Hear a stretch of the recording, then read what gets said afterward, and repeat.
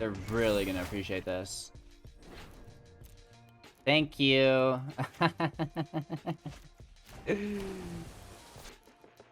Hey everybody, welcome back. Thanks for taking the time to watch Hello Good Game.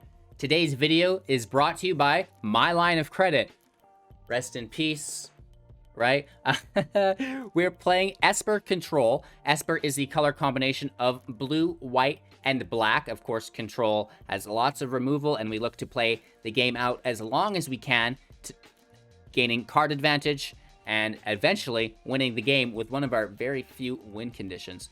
We have something very special for you guys today. Unseen footage of the massive meta play that is the Trickster-God's Heist. This card is a saga that will dominate the game as you know it, changing the meta forevermore. I can't believe I've just discovered this card. So we're going to break down the deck, talk about not only the God's Heist, but all of the supporting cards around it. I like to walk you through my deck building process, showing you the first card and then how we related to strategies and synergies branching out from there, and then added supporting cards to make it a competitive deck. We also break down today's gameplay footage, playlines, the interactions, so you can see how it will work in the actual meta to get a better understanding of those playlines and interactions. Finally, we have our closing thoughts, talking about the deck. Were there any changes we want to make, any upgrades, and future content plans, of course, as well. Thank you guys all for your time and attention. Whether this is your first video or you've been part of the Wolf Gang for a while, I really appreciate every individual second that you spend here with us today. Now let's break down this Esper Control deck.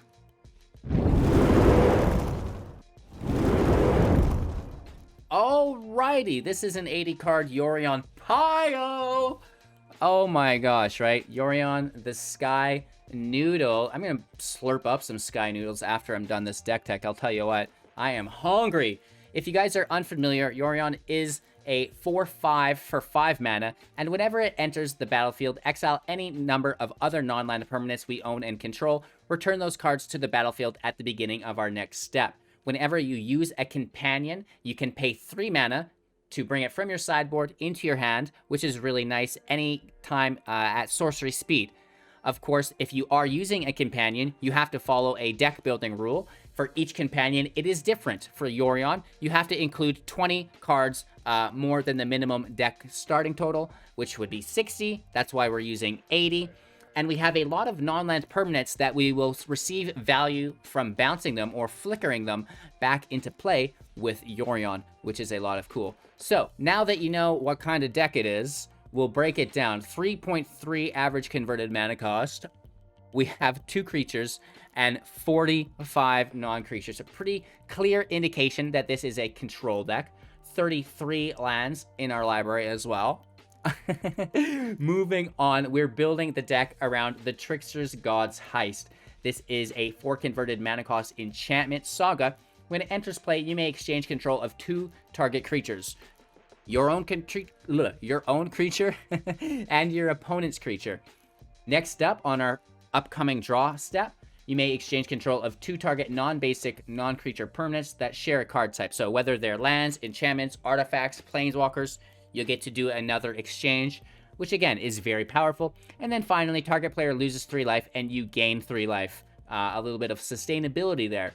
Where this really shines is, gaining control of our opponent's permanents. We can get a creature, we can get a non-creature permanent, which is great. So whether we're taking a land they have that's important to them, whether we're taking, an enchantment, an artifact, or, maybe even a planeswalker, which I can't recommend because, again, they'll have to share that type.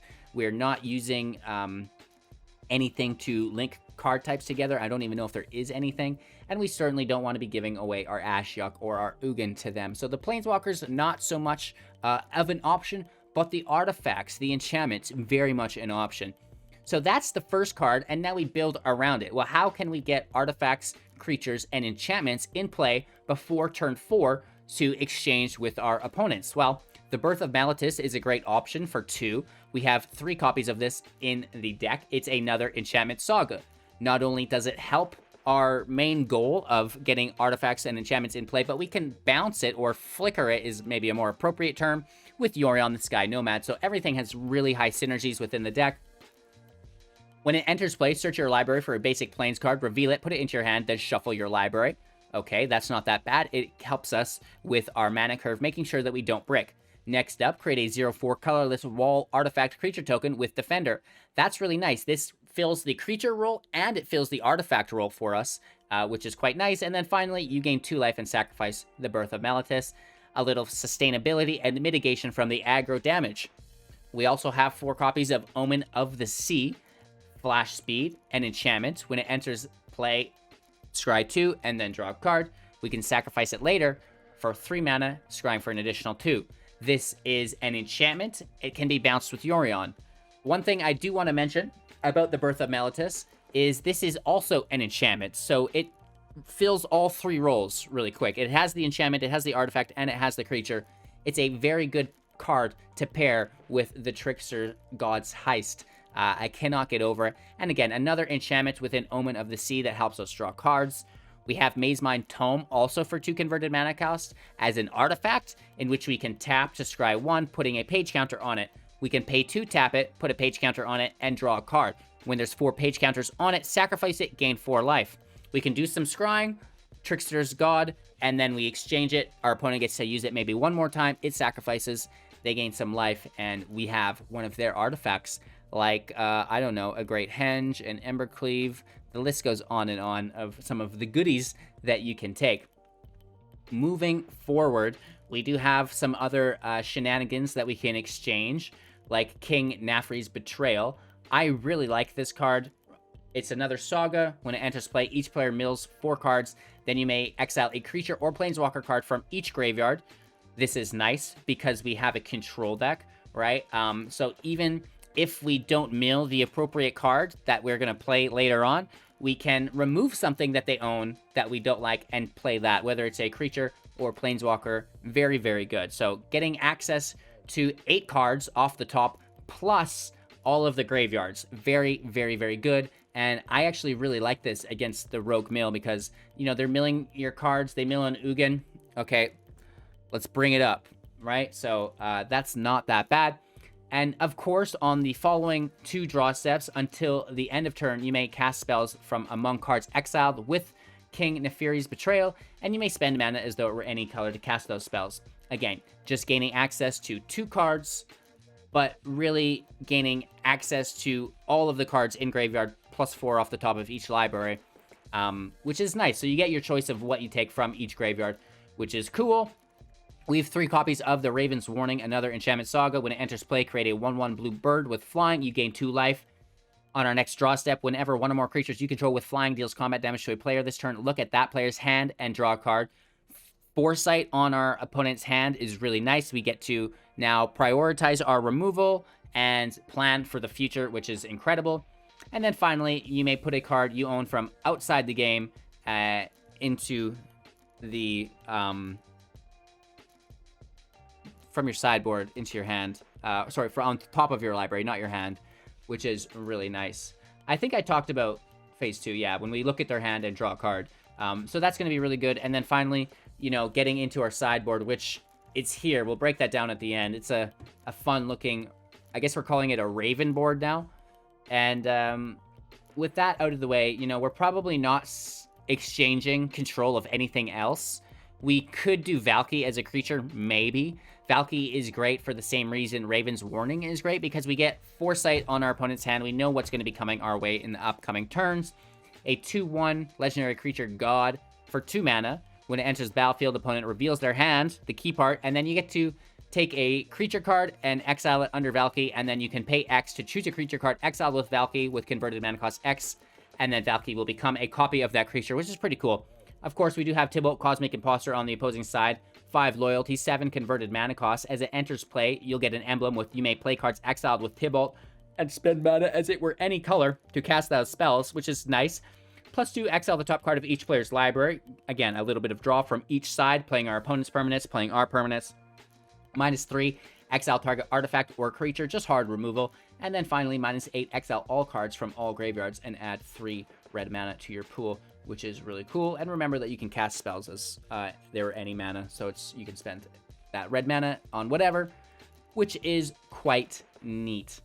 So with that kind of base of the deck, which is all revolving around the God's Heist, artifacts, enchantments filling the deck, now we need a little bit of removal, right? So we come into things like Eliminate, Heartless Act, both 2 converted mana cost, both 3 copies thick in the deck, both instant speed.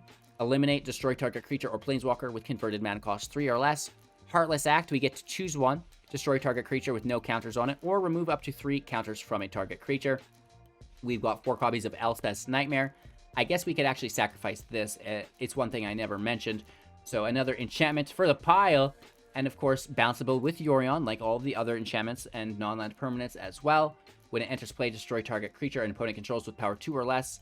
Next up, reveal your opponent's hand, and then you choose a non-land, non-creature card from it. Discard that card, and then finally exile target opponent's graveyard, which is really, really nice, and a little bit more removal within Soul Shatter, instant speed for 3 as well. Each opponent sacrifices a creature or planeswalker with the highest converted mana cost among creatures and planeswalkers they control. 2 copies of Extinction Event for 4 mana at sorcery speed. Choose odd or even. Exile each creature with converted mana cost of the chosen value. Finally, we have 2 copies of Doomskar at sorcery speed. Destroy all creatures. Foretell for 3, normally costing 5 mana. And I shouldn't say finally, because we actually do have Shadow's Verdict here as well. Also 2 copies. This at sorcery speed. Exile all creatures and planeswalkers with converted mana cost 3 or less from the battlefield and graveyard, which is really nice. So sorry, rogues. And that's the removal for the most part. Now we look at the top end of the deck, which consists of 2 copies of Ashiok, Nightmare Muse, 5 loyalty, +1, create a 2/3 blue and black Nightmare creature token. With whenever this creature attacks or blocks, each opponent exiles the top 2 cards of their library. Decent. -3, return target non-land permanent to its owner's hand. Then that player exiles a card from their hand. This is really nice because if you -3 on a token, the token can't go to their hand, so you deal with that. Plus, they have to exile something from their hand. And -7, you may cast up to 3 spells from among face-up cards you own from exile without paying their mana cost, which is quite nice. You can't have a control deck without at least 1 copy of Ugin the Spirit Dragon. 7 loyalty, +2. 3 damage to any target, -X, exiling each permanent with converted mana cost X or less, that is 1 or more colors, just not colorless. And -10, you gain 7 life, draw 7 cards, and then put 7 permanents from your hand into the battlefield. Okay, whatever, bro. Of course, we do have Shark Typhoon, which is a form of token generation I did not mention. It is a creature that we can exchange with the Trickster-God Heist. It is a 6 converted mana cost enchantment, so we can actually do the enchantment as well, but why would we ever exchange Shark Typhoon? You know what I mean? There times 2. Whenever you cast a non-creature spell, create an XX blue shark creature token with flying, where X is that spell's converted mana cost, cycling for 2 + X, and whenever you cycle Shark Typhoon, create an XX blue shark creature token with flying. This is going to be a nice engine for us, and even, just the cycle cannot be countered, and it's good at that as well. Cycle it for 1, now you've got a creature for your God's Heist. Absolutely amazing. A single Arden Veil, tapping for 5, creating a 1/1 token. 3 planes, Castle Vantress, tapping for 5, scrying 2.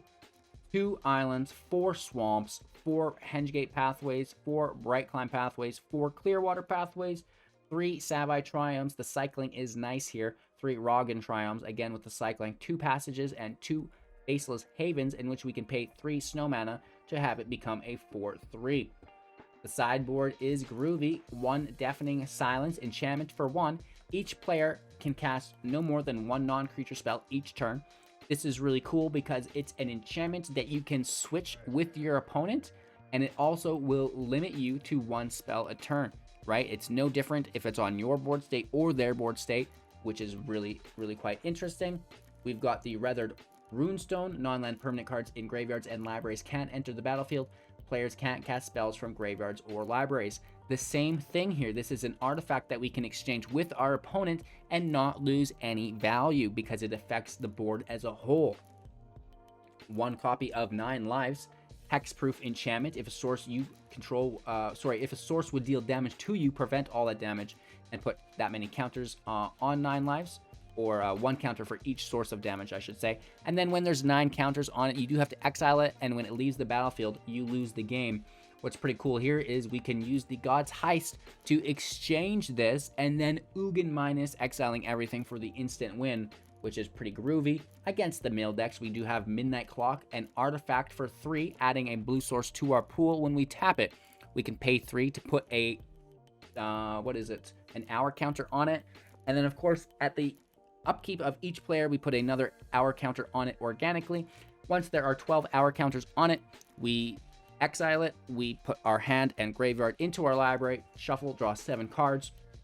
We have a single copy of Starnheim Unleash, sorcery speed for 4, foretell for 1 plus double X, create a 4/4 white angel token with flying and vigilance, which is pretty cool, equal to X.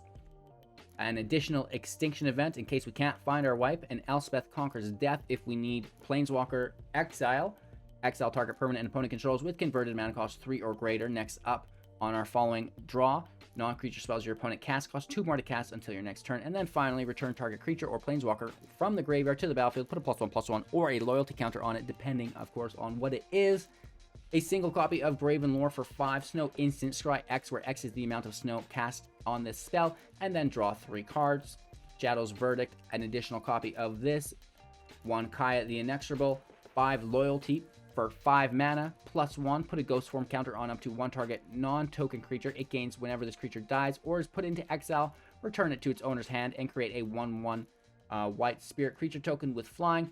-3, exile target non-land permanent, and -7, you get an emblem with at the beginning of your upkeep, you may cast non-legendary spells, legendary spells from your hand, from your graveyard, or from among cards in exile without paying their mana cost. It's alright, it's just a little flavor. A single copy of Blood on the Snow for 6 sorcery speed. Choose 1, destroy all creatures, destroy all planeswalkers, and then return a creature or planeswalker card from your graveyard to the battlefield with X or less, where X is equal to the snow spent to cast this spell. A single Kygoria Best the Sea God. When it enters play, 8/8 with hexproof. Next up, tap everything your opponent controls. They don't untap. And then gain control of target permanents, and opponent controls untapping it. An additional Ugin and Nico Ares, 3 loyalty for 3 plus X. When it enters the battlefield, create X shard tokens and +1. Up to 1 target creature you control can't be blocked this turn. Whenever that creature deals combat damage this turn, return it to its owner's hand. -1, 2 damage to target tapped creature. And then for each card you've drawn that turn, which is pretty cool. And then finally, -1 to create a shard token. It's whatever, it's just filler. Nothing important there. So the sideboard's really just to shut down your opponent, kind of identify what they're playing, and if you do get the chance to get into your sideboard with Raven's Warning, you're looking for an answer. You're looking for something to mitigate them, or you're looking to go big, and there's going to be both of those in the sideboard.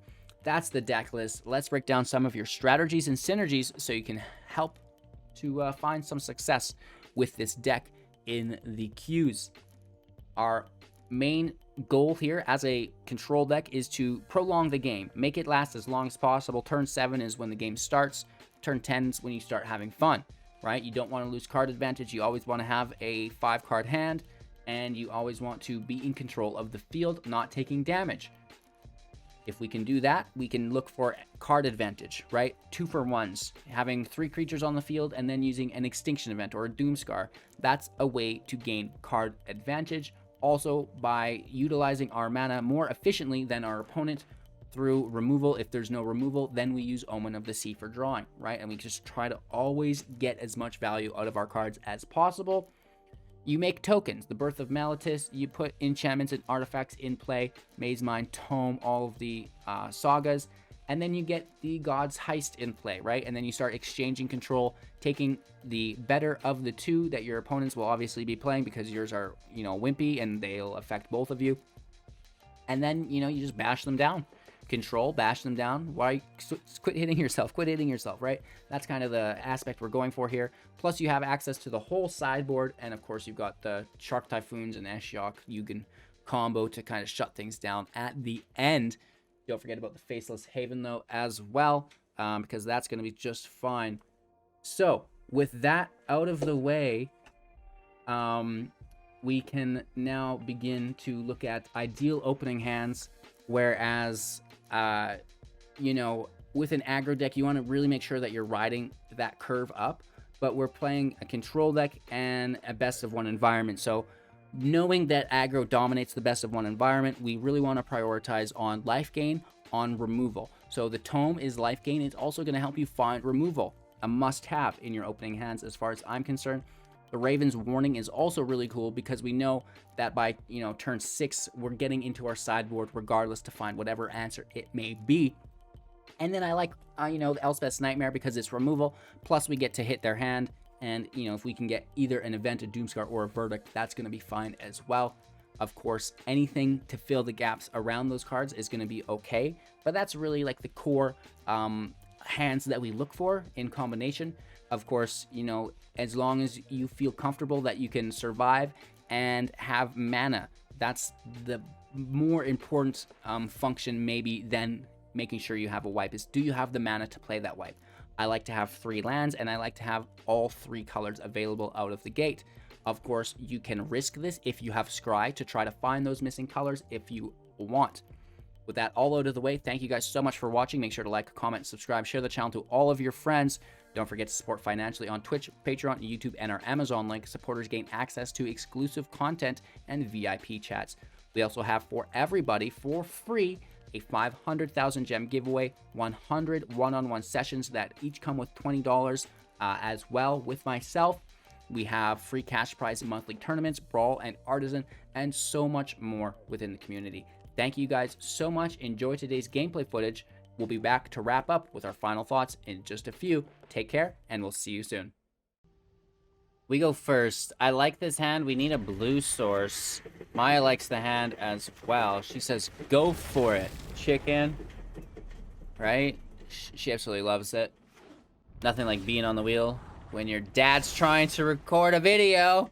We get the blue source, which is great. We don't need this in until turn 3.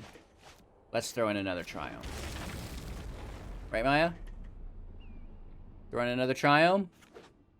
Yeah. Oh, Croxa makes us discard. And what do we want to discard? She gets more revved up as we go on. So I think getting rid of their stuff is good. I don't know if Heartless Act is good for removal. Maybe there's nothing for us to remove.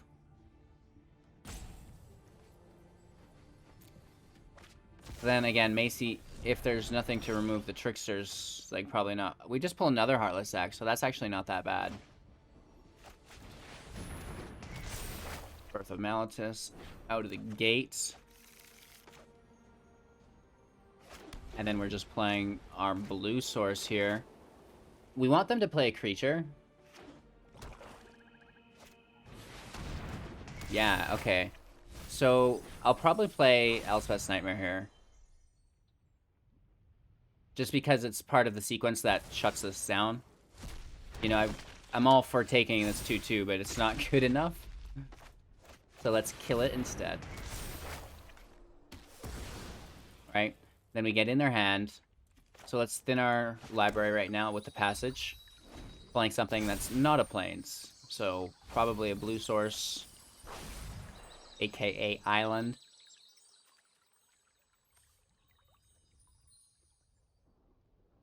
I mean, Rakdos is never a fun matchup. This is one of the best decks right now. So, to test ourselves against it is always good. Wow, they already had that in play. So, our opponent is going to really like this next play that we have for them. Can't believe they got that in play so soon. Like, that was quick. It was legit turn 4 Croxa. And they've got no graveyard for us to get either. We already have lots of land. Let's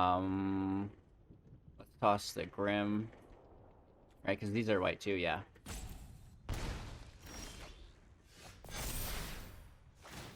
So we get in their hands.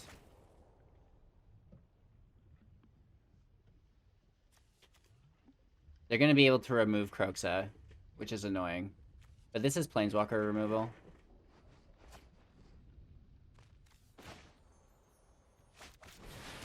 They're really going to appreciate this.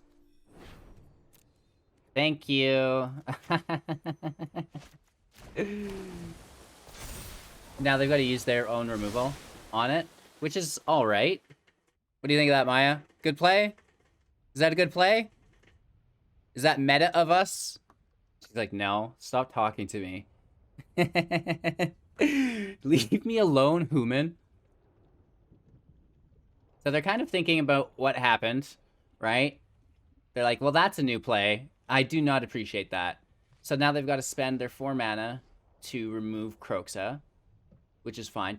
That's why we took Bloodchief's Thirst, because that could have killed it for 1 mana. They just leave it. They're going to do it instant speed. Okay, we kick their graveyard. And I almost want to take a land.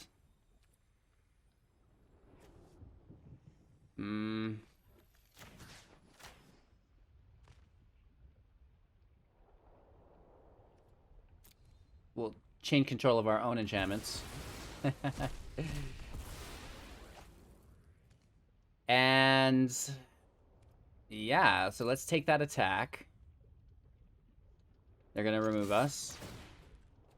They should have done it before the trigger goes out here. But hey, I'll take the discard and damage. That's fine. They get it back in their grave, which I find unacceptable. It should be in ours because it died on our side of the field, but I'm not a judge, you know. Should we... No, we can't. It's gonna fizzle first. And I don't want to mill cards for them, so our Betrayal's kind of awkward. Let's Yorion over. Pass our turn, Omen in.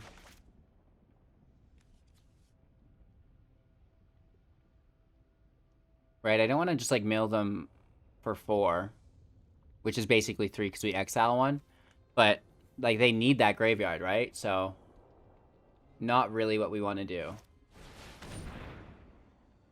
Even this is milling them. So it's like they're going to get it organically anyways.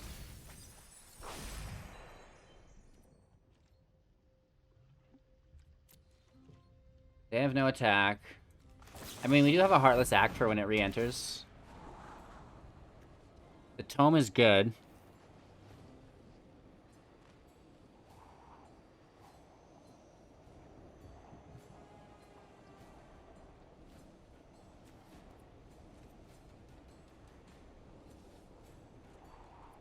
Yeah, we should probably take it. The plot thickens. Target player loses 3 life. That's them.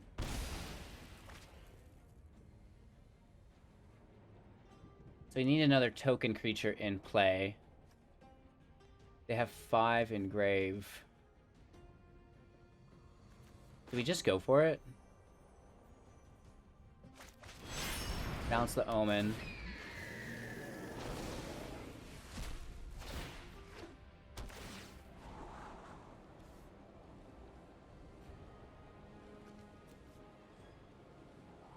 I think it's a little early for Shark Typhoon, but it does make the token for us, which is not too early for. Right? Let's remember that our Shark Typhoon is token generation. Right? It can make a 1/1 shark for 3. Top deck to Bloodchief's Thirst. That's actually relatively hurtful.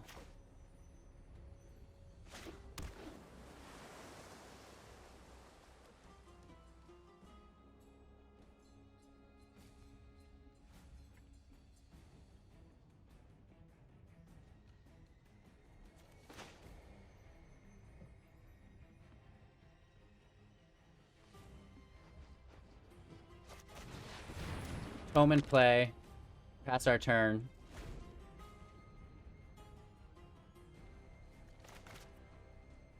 They're ready for this Kroxa again, which I think they go for it, don't they? Yeah, they're going for it. I can't believe we're going to get them twice. Like, I'm sure there's more removal there, but the fact that in one game we've stolen 2 Escape Kroxas. Wow. Am I right? It's pretty good. It's not bad. And I think that this card is going to see more play than we think. The Betrayal is nice for us to discard because, like I said, I don't want to mill them. But now they are out of cards again. But again, it's just like a hard deck to mill at all. So we get hit for 2 here. Got Death Touch, so we have to just leave it. Only cycling this for one, because we don't want them to have a big shark, just a little shark. Let's take the scry as well. We have land, we don't need it. Oh, of course we get it anyways. So let's attack for one. Trickster in play. Shark for Kroxa. Right? That's not bad. Like, I like it. We have a black, we have a white, we have a blue. And our turn, we have removal. Did they have removal? Right? We've pushed through a lot of it already. They're down to 36 with 4 in hand. Plenty in exile. The lantern is in play. Okay, nice. That is an artifact. I don't know if they know what they're doing.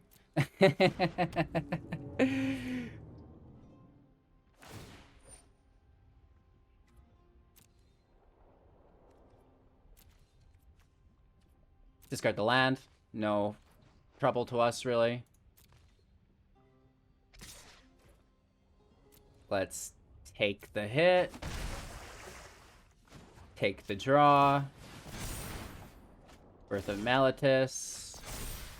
We trade artifact for artifact, right?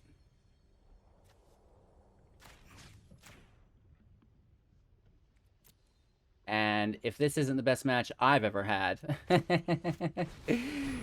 Birth of Meletis in play. Doesn't matter.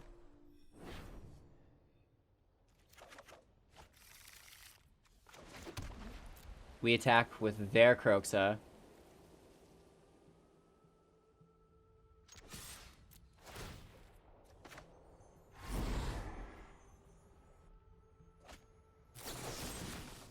Let's kill the Death Touch, because we know they're thinking about it. Can't block me with Death Touch. They're using our tome, which self-sacks right away, and we get to keep that lantern while the tome sacrifices itself. Good, good, good, good, good. I'm actually really happy, to be honest, with how the deck performs. Taking your opponent's things has never been more friendly. And then we get removal on the creature. We're 17 life. We have a lantern in play. Oh, they mill a Kroxa again? How can we get... Oh, we do... Yeah, so we need this as another creature, and then we need to pick up another God Heist off the top. For a double Kroxa. And then have one die, I guess. Okay, they're just gonna hit us in the choppers. Feature in play. Don't really mind it.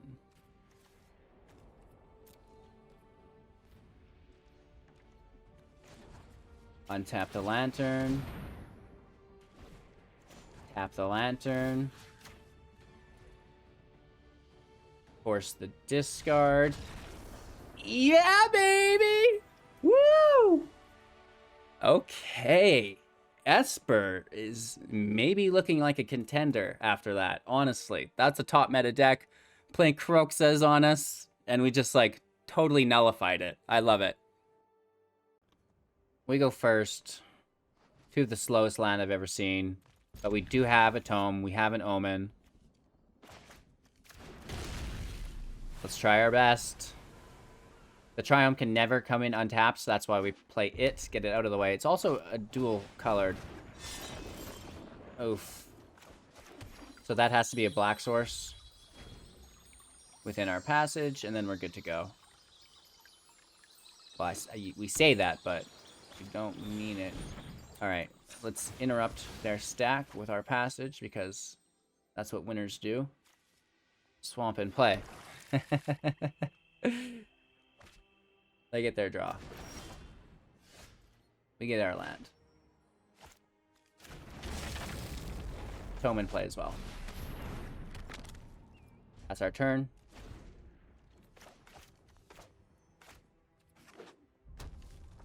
First giant in play. Oh, just invasion. So they're scrying 2 here. Let's scry on the stack as well. You know, flexing. I'll take that 4th land.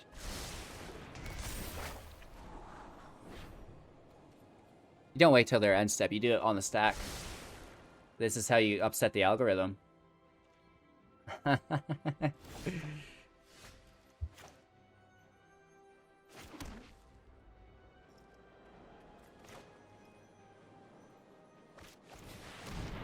I don't really want to mill the Quake Bear, but if we do, I guess we can exile it, and then that doesn't matter.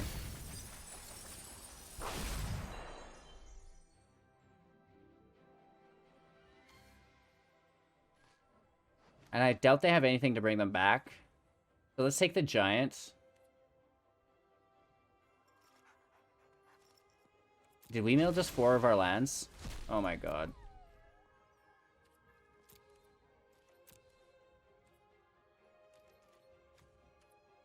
Let's end our turn. They draw, they reveal a giant, deal 2 damage.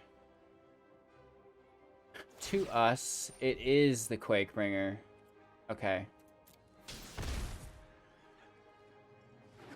They've got the land.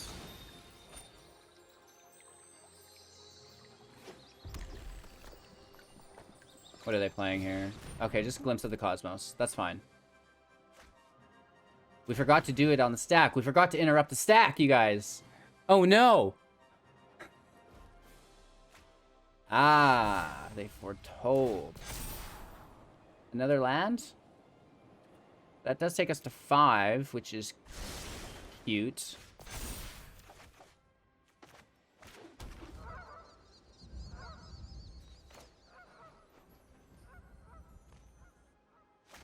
Let's get it out there. I love playing my opponent's things.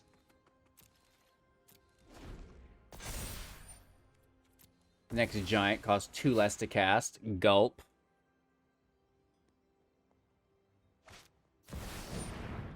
So Quakebringer is in play.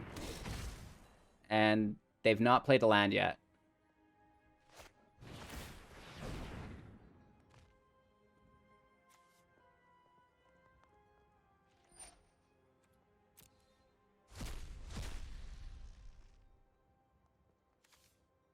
I mean, this does get in their hand.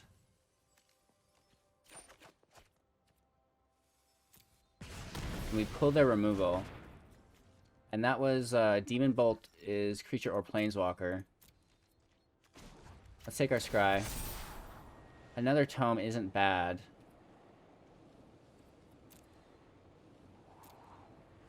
We'll keep it. It's good. It takes us into the later portions of the game.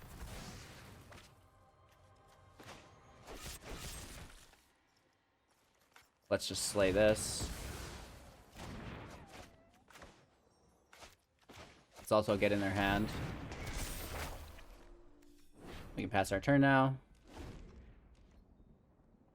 Getting rid of their graveyard, so Quakebringer can frig off, right? Calamity Bear. Oh, gosh.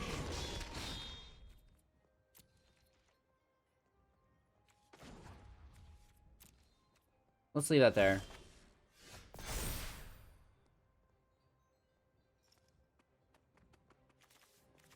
Huh. Creature or planeswalker? Yikes. You know what I want to do? Is just play this.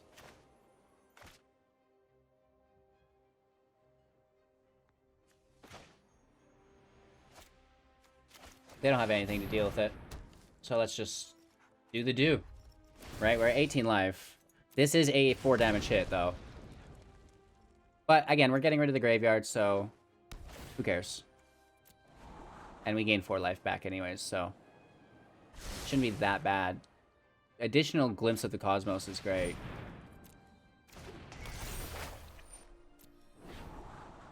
They're going to fry Ashiok as soon as we play it with Frostbite.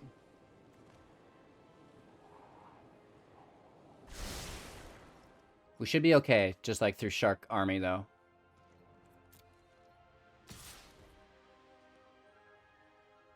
This is for 6 as well, isn't it? Yeah, big woofs. We're gonna take the life gain here.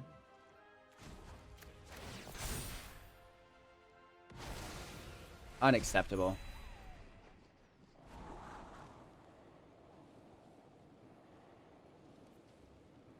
Let's pass Malithus to the bottom. Oh my god. Graveyard's gone, so we don't take Quakebringer damage, and we get rid of Glimpse of the Cosmos, which is really nice.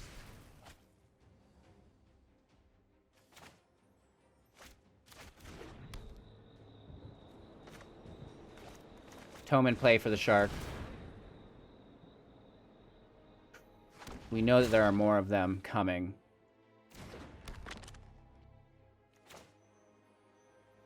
Yorion to our hand.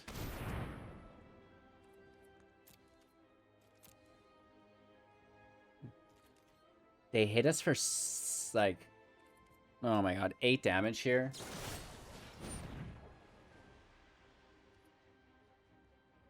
Okay. This does 2 damage to us as well. Oh my lord. We hit for 10 damage.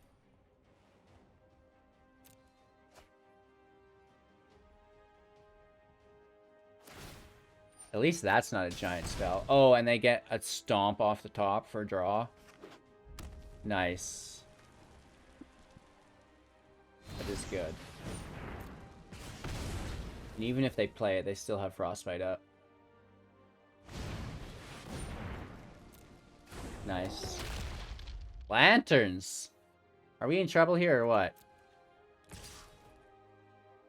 Is it just me, or should have they equipped the Shadow Spear instead of playing the Giant for lethal?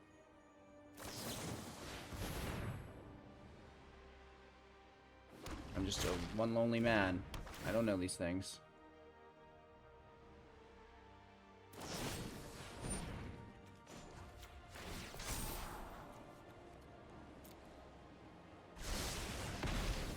How do we have so much removal in the deck and we've not found any of it?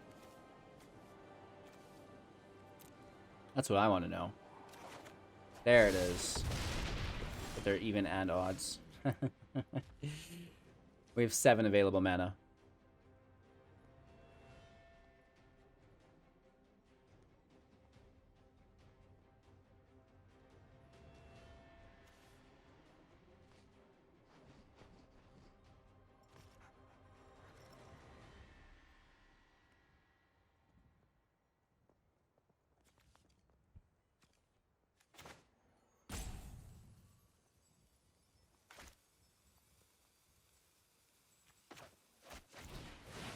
Let's hit odds. Get the Giant. We have another Tome.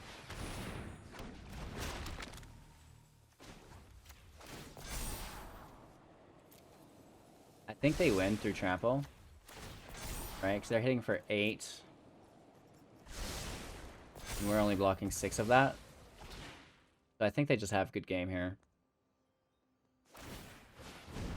Right?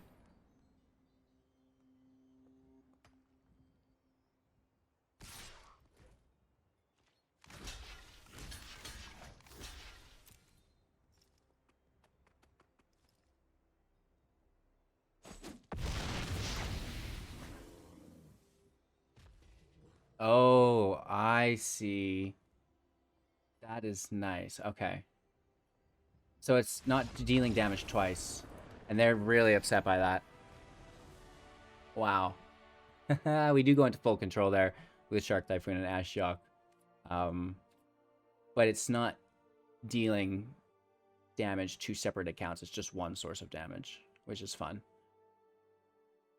Good, good, good, good, good, good, good. That was a close match. Alrighty, going first. I mean, Raven's Warning is nice. Just direct access to her sideboard. Plus, we have a turn 2 Valki, so things aren't bad. I guess we could probably make it work. Depending on what our next land is. So we know we need a swamp. And we have the island within the Hengegate. But what if we top deck a swamp? Oh, then we can play the Hengegate as a island. Perfect.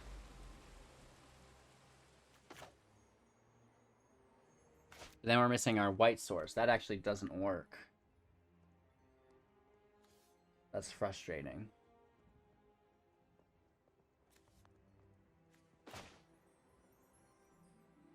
I guess we go blue before white because it activates the Omen. Let's get into the hand with Valki.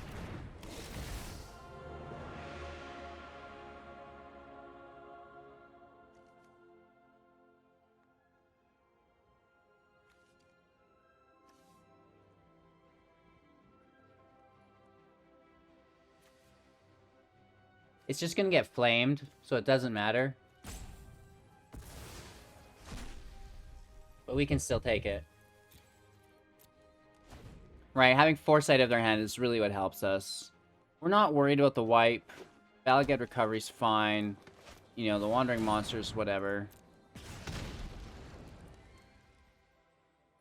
And we pull out a prophecy for their turn 2.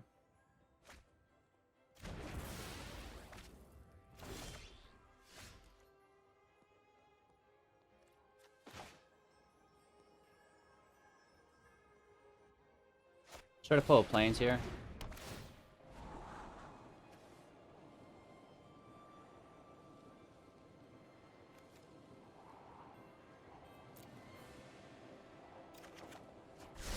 That's not it.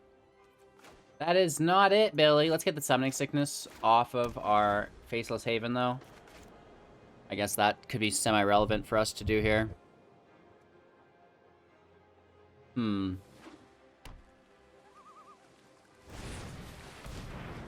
Tough footsteps. Wow. This is actually beginning to hurt physically.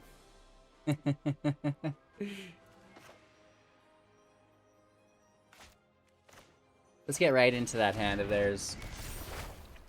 There's probably an ultimatum somewhere. Right, they've had a couple draw steps now. Goldsman Dragon, sure.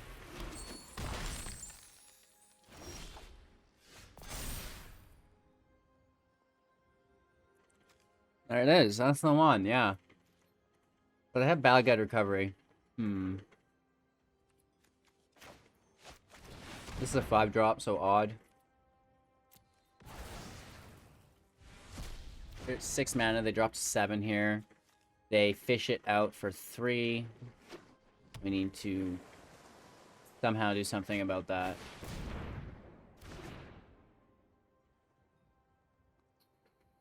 Yeah, they definitely have 7 mana.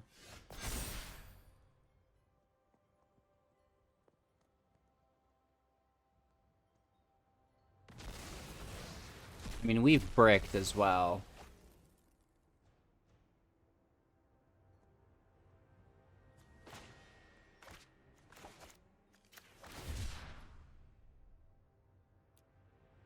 I'm gonna cycle it for 1. Well, no. We're not casting anything for 1 black source. But, no, even if we pull land... Yeah, if we pull a plains, then we can Earth the Meletis. That's the correct play.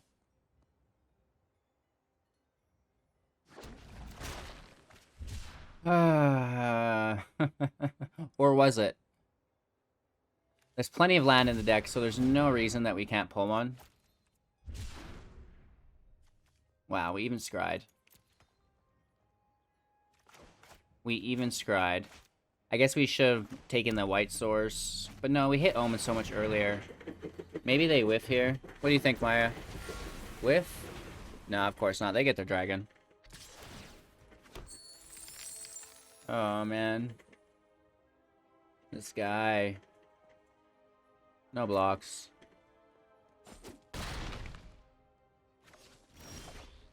Wow.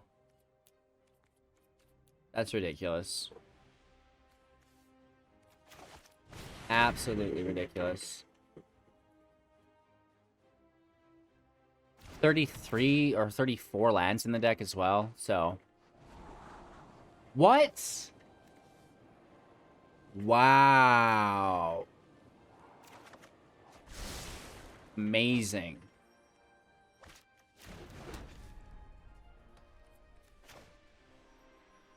Can we switch control of these creatures really quick, maybe?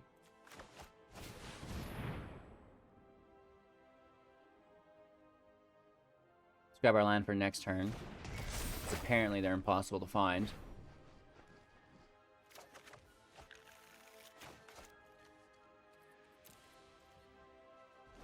We're still chilling. This is a dragon, so I'm not sure why Battle of Frost and Fire is there. I guess. Back-to-back ultimatums. Nice. They are just ramping with those ultimatums.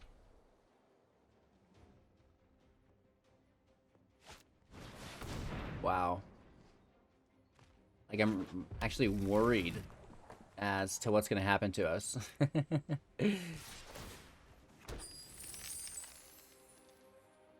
They've the ultimatum available again, if they want.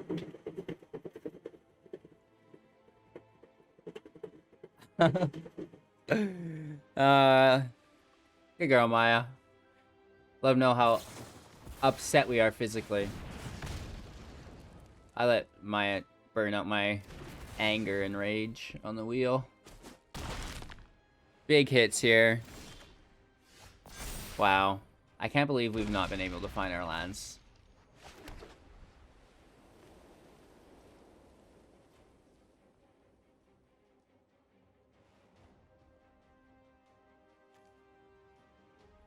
The thing it's got like flying, so we're never gonna get around it.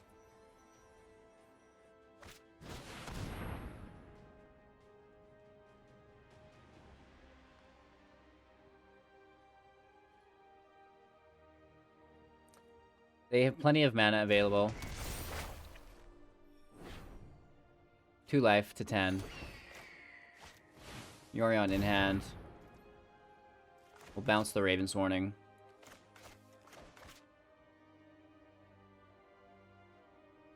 I'm hoping to pull, you know, the Trickster switch or whatever it is. They keep having these Fire Prophecies, too. They get in the draw!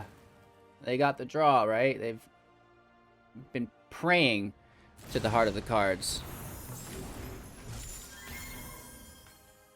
Good game.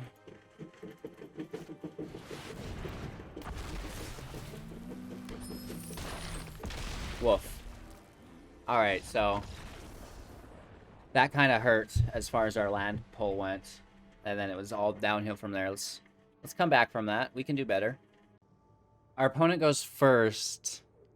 You know, 2 Ravens Warning. We're missing the blue source. We can't cycle either. I can't keep it. We have to mulligan, look for the right land. This is it. We get all 3 colors.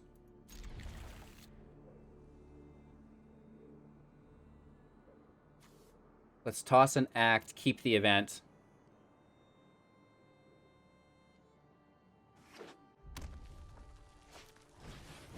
Okay, gross.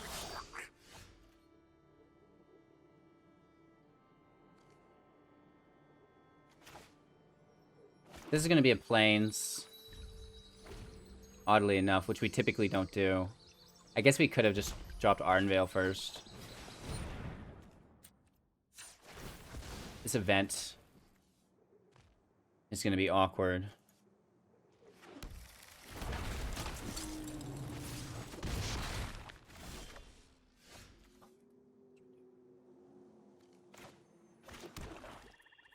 Pass our turn. Stop before the attack. Kill the robber if they play it.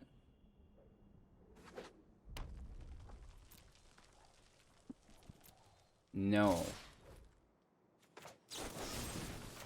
Okay, let's kill the charger.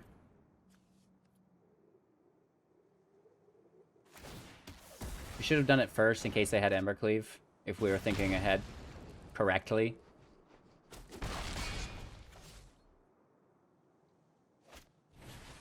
Weaponize the monsters is fine. More land is fine.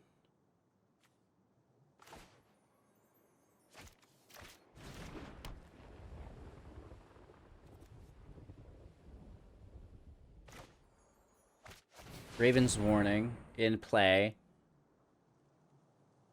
just access to our sideboard, looking for life gain from it. And we could actually add a Dream Trawler to our sideboard, probably. What do we have for life gain in our side? Well, we have 9 lives.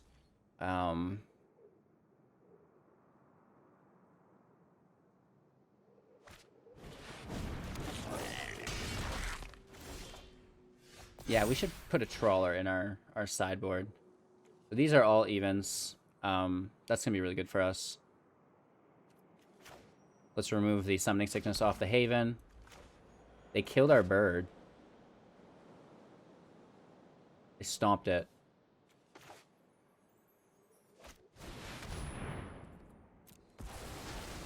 All the tokens are evens, a 0, so they go. 3 cards in hand plus a giant. Weaponize the monsters in play. We do need some answers. Like, these lands are not going to do it.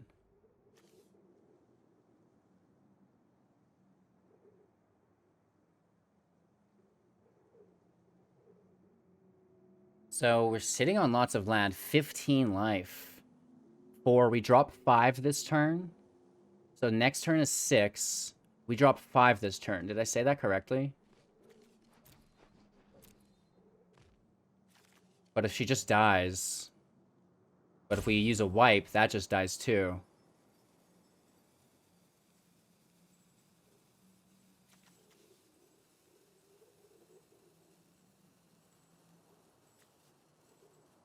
Is that our best bet? I think we just take Graven Lore. It goes on top. Which is not the greatest, I'll admit. We're going to utilize our Haven. 4. So let's just Pathway.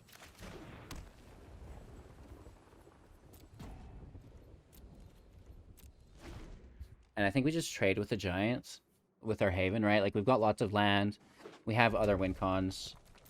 We've got a massive draw coming our way, which I think is the best bet, unless we were going to try to survive till Ugin.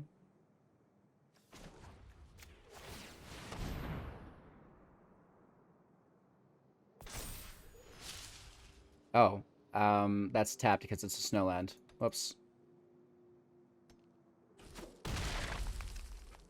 Whoops, I didn't realize. Did not even realize. Hopefully they don't remove it here. Maybe we pull bait. Maybe that's what we're doing here. We're trying to pull that removal out of their hand. Let's give them a heart. They're thinking about it, right? Let's get that removal out of their hand. That's exactly what we're trying to do. Yeah, we have the Arn Veil, so we're still dropping our Graven Lore. They foretell. It's a dual strike.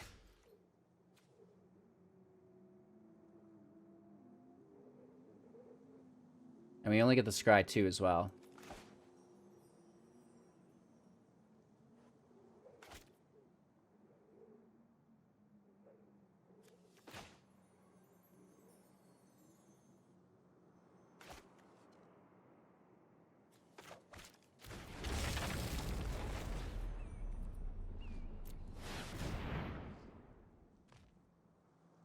We're open to another hit, but we should find our answers here.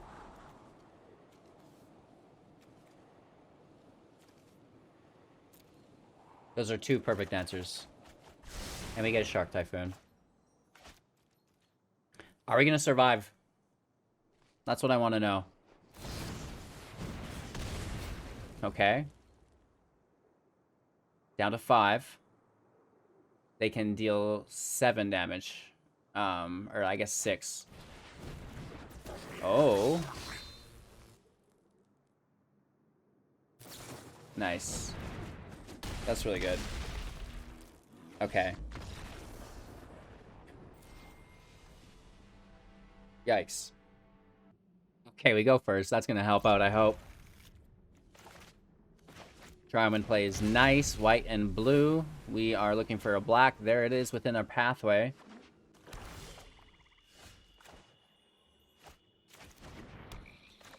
Let's check out this hand, see what we're playing against, identify the deck. Oh, wow.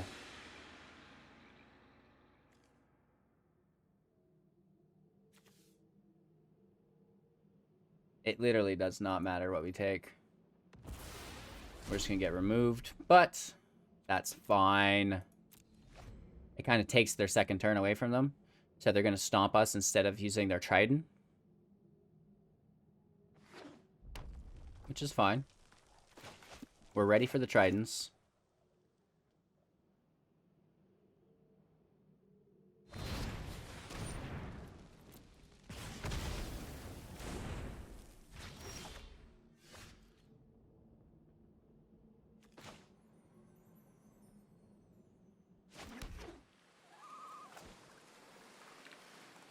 Yorion in hand.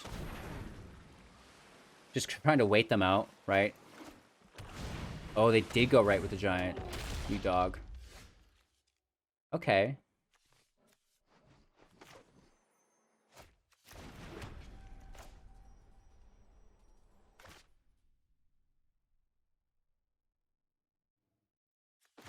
I want to pull out that other giant. But they also have the Blood Chief's Thirst. Lots of annoying stuff, I guess. Hit for 4.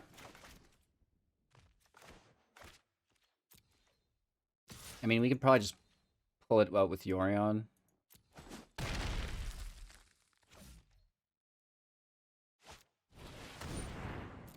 Okay, so that gives us an excuse to get in their hand. That shade is ultra annoying.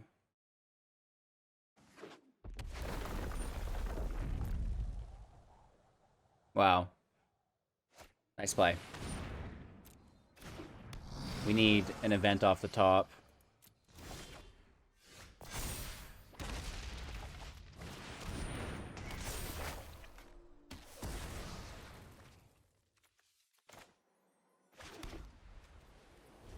That's our turn. Omen in play.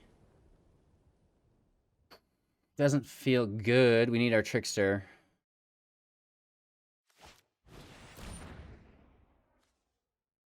Why is it telling me there's... Oh, that's showing me the wrong card there, though. That's really weird.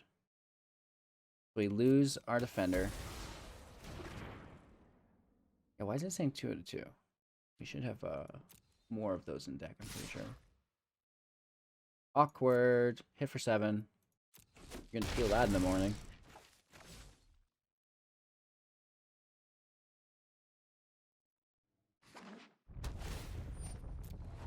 Temple of Malice.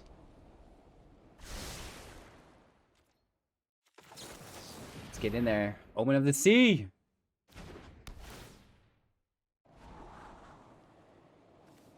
Or nothing.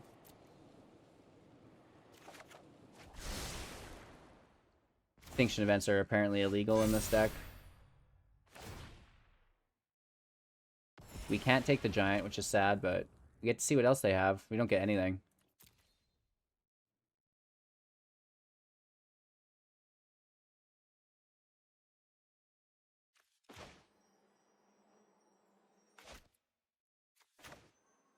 Yep.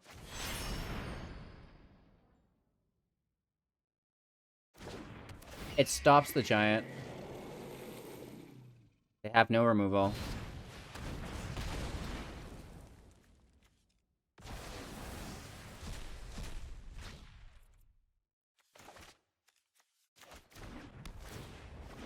We get a draw.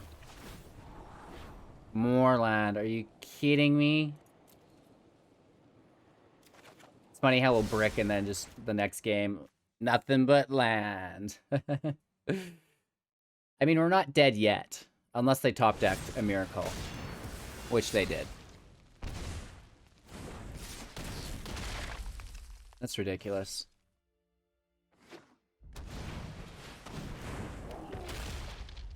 Of course, we don't top deck a miracle.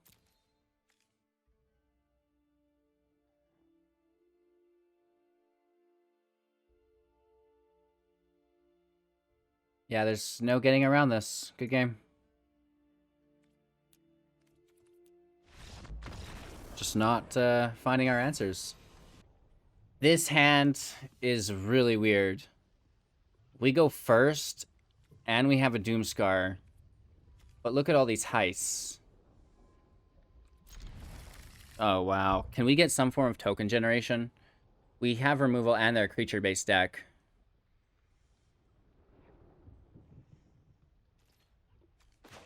I'm a little worried about this hand.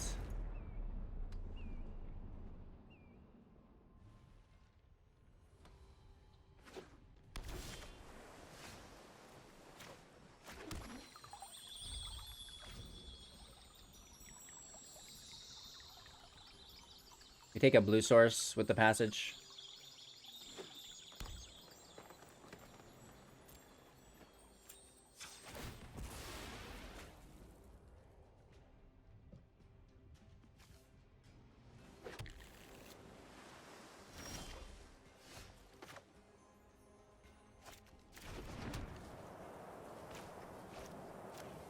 Let's toss the Scar to the side.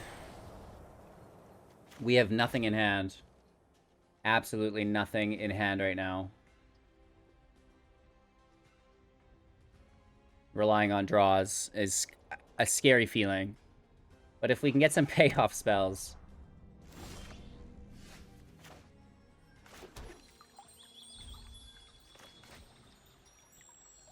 Just passing our turns.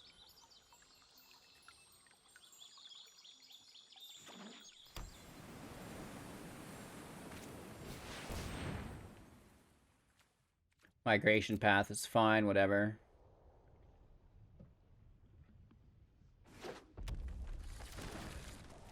They're tapped. Omen in play. We're gonna get hammered here. Something is not right.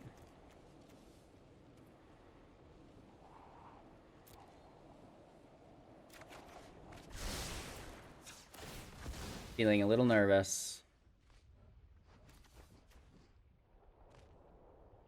We have the double white. We have everything we need.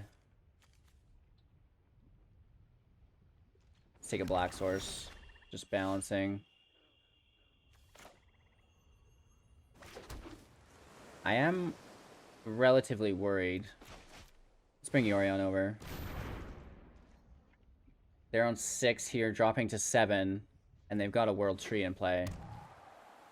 We need to just throw this out to get their World Tree out, like, away from them. Yeah, so we're going to play God Heist just to take their land. I should have done that last turn. I kind of whiffed on that idea.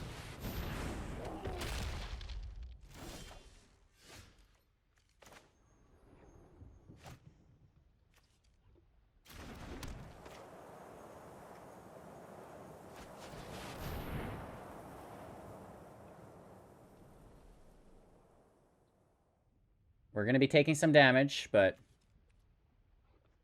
it is what it is.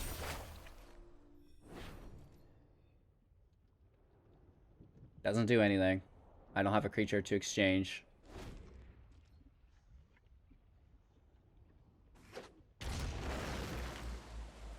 Lots of land in play. They're at 7. They could ultimatum on us.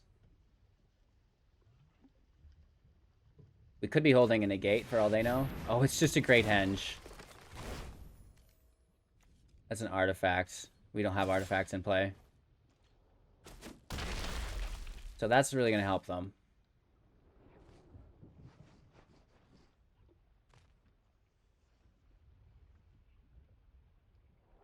I'm sure they just play creatures with the Henge mana, or at least bring their Karuga over.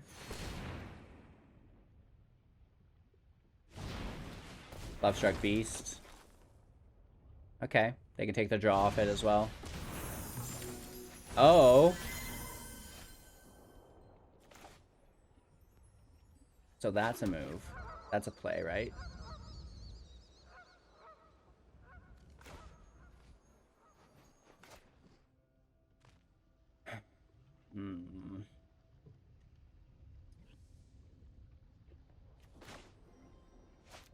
Get that out again. Sure. Switch your own creatures, for all I care. End our turn.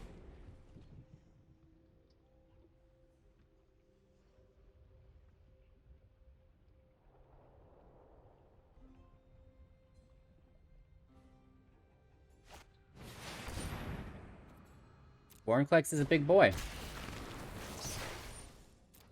So much for killing the giant.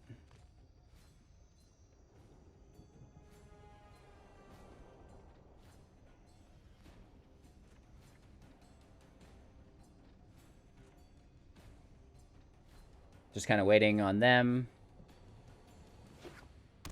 Land, which is disgusting.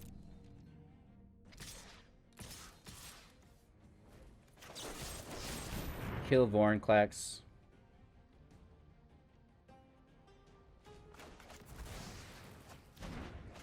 They played another World Tree, so even if we take one, they have another. Right? Isn't that annoying? Isn't that annoying?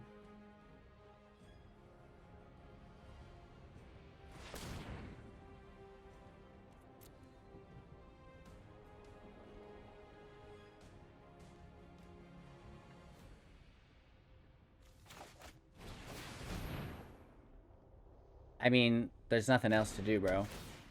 These are enchantments. That's an artifact. Not 100% sure if you're aware. I need to make tokens.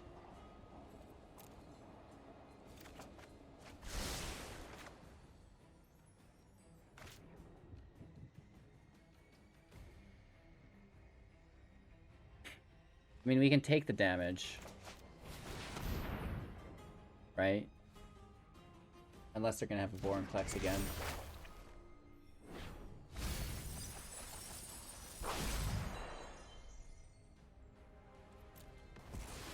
Interesting. We take one of their Vorinclexes. Are we able to get it out, though? Or are we just dead?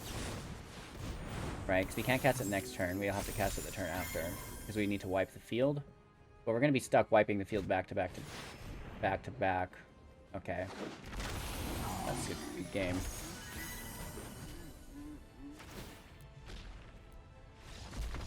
Wow. We're getting actually hammered in today's queue. The deck feels good, but I think it could use some fine-tuning still. Woof. So, the deck obviously needs to be fine-tuned, or we had terrible luck. But there is hope. The Trickster-God's Heist. That is not bad. The Birth of Meletis with it, it's perfectly, which means this has to be an Esper deck. And we just need to fine-tune it. What are we doing to make this deck better than it is, right? How are we fixing this? Do we take in a Dream Trawler? Do we take in some Elspeth Conquers Death? Those are kind of the things I've been thinking of. What have you guys been thinking of? Leave your comments and suggestions down below. Make sure to like the video on your way as well, and subscribe to the channel for even more content. Yeah, that's a wrap. That's today's video. Thanks so much for still being here. Wolfgang assemble. And of course, we will see you soon within the next video. Take care and have a great day.